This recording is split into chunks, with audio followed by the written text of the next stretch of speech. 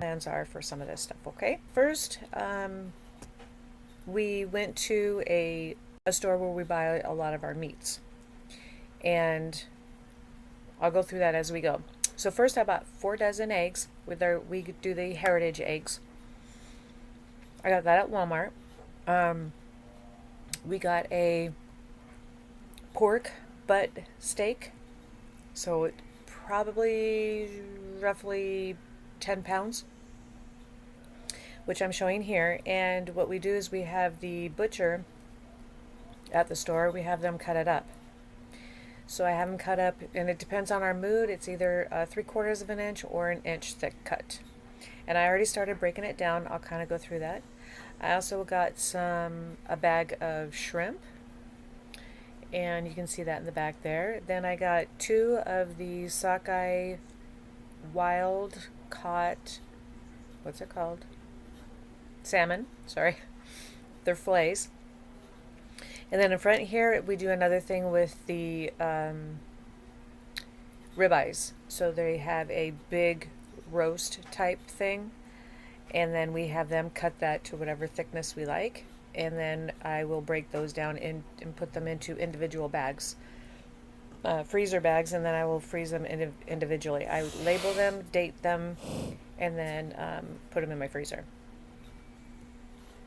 All right, and then this one, oh yeah, I was going to show you what it's called, and I don't know if I showed the price. Okay, this one is a brisket.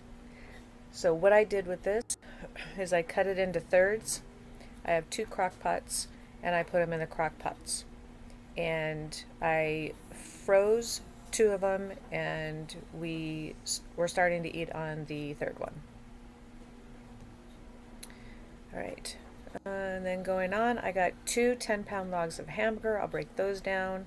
I have 2 3-pound of bacon, smoked bacon. By the way, I started cooking some of that up, and it tastes really good. And then I got another bag of chicken wings. This is an 8-pound bag. No, actually, I got 2 bags. That's right.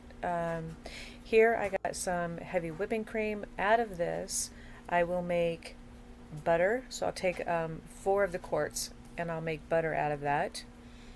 It's not a hard process. Maybe what I'll do is probably later this week I will make some, and I'll try to film it and show you how I do that if anybody's interested. The other 2, one I was thinking of making some ice cream out of it, because we can do low carb ice cream. And then the third one was just going to be miscellaneous, whatever I needed it for.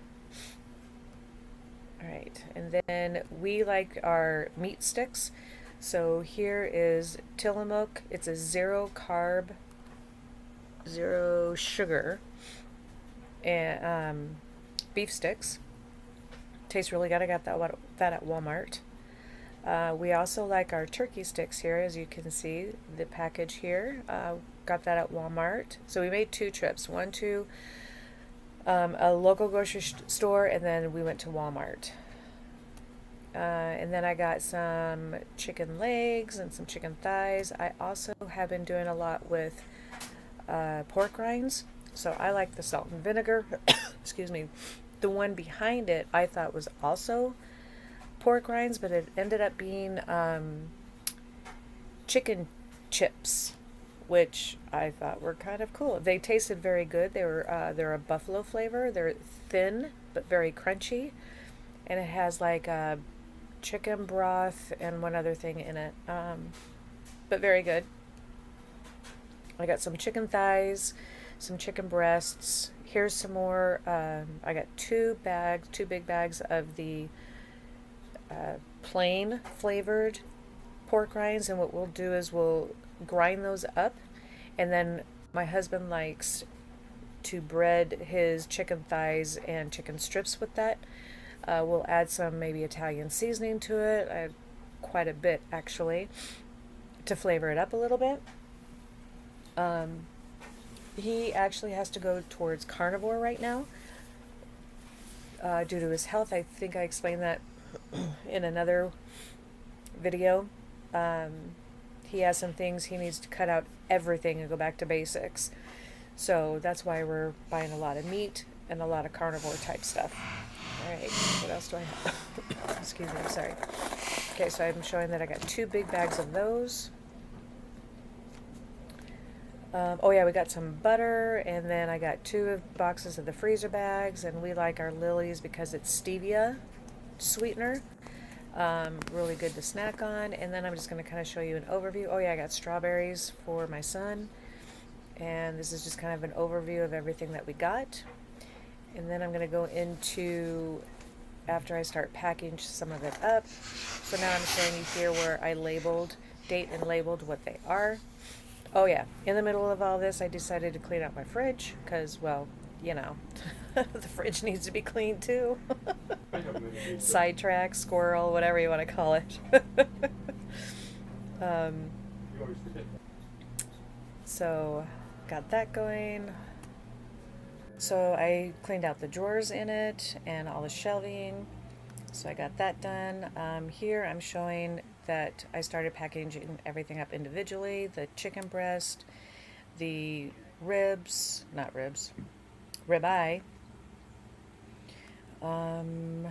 the chicken breast, the chicken thighs, chicken legs. The hamburger I didn't get to yet. I got interrupted, and we'll be doing that soon. Actually, I already did it. Package it out, and then what I do is I individually package like I did all the other ones, measure it out by 1 pound each, and then once I put it into the bag, then I will mush it down so it's more of a flat disc, so it's easier to stack in the freezer. And then I can take 1 package out at a time as needed. Like I said, I did cut that up and I cooked that in my crock pot. So here's kind of everything after I started individually sealing them. Here's my freezer before, although I have 2 small freezers, so this is what they look like before. And I actually thought it was going to fill it all up. I went through a box and a half of the freezer bags. Here's my kitchen afterwards.